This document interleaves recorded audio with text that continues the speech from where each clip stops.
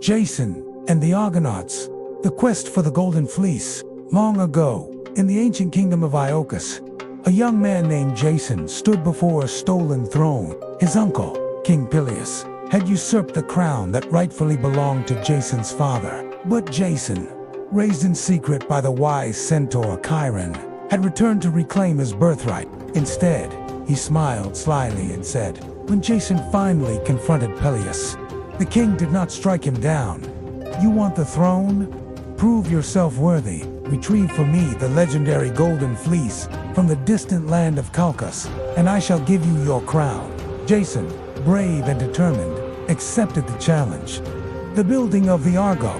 Jason summoned the greatest shipbuilders in Greece and built the mighty ship Argo, named after its builder, Argus.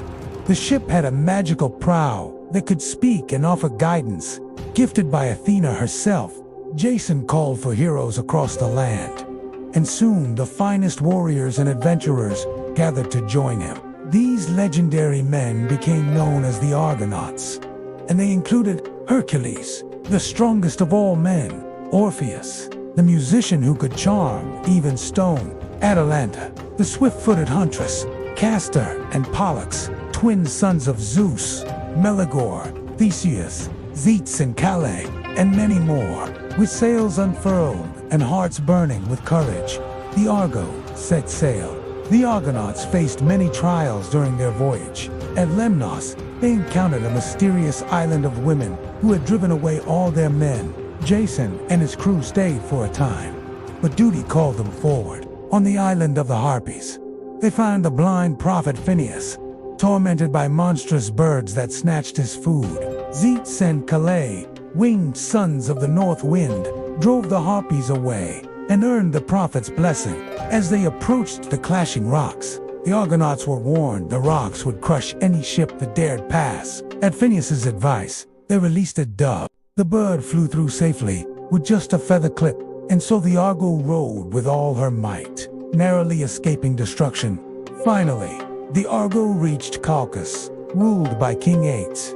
The Golden Fleece, shimmering and guarded by a never-sleeping dragon, hung high in a grove of sacred trees. King Pelias agreed to give the fleece, but only if Jason could perform 3 deadly tasks: yoke fire-breathing bulls and plow a field. So the teeth of a dragon, which would grow into armed warriors, defeat the warriors, and a dragon that guarded the fleece. Jason was nearly doomed, but the gods had another plan. Medea's help.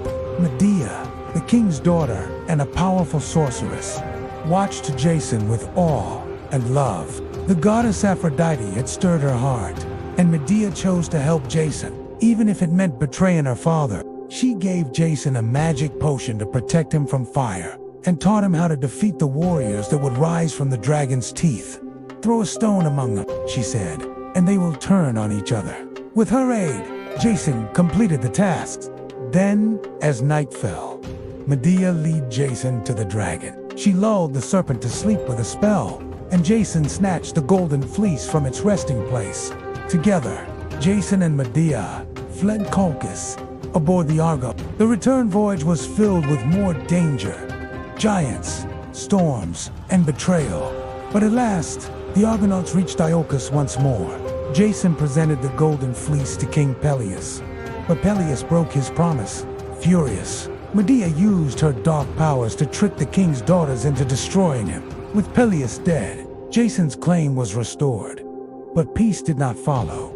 Over time, Jason's love for Medea faded, and tragedy followed, but that is a story for another time. The quest for the Golden Fleece became legend, a tale of courage, friendship, betrayal, and divine intervention. True heroism is not just in strength, but in perseverance, trust, and loyalty. And sometimes, the greatest journeys are the ones that test the heart more than the sword.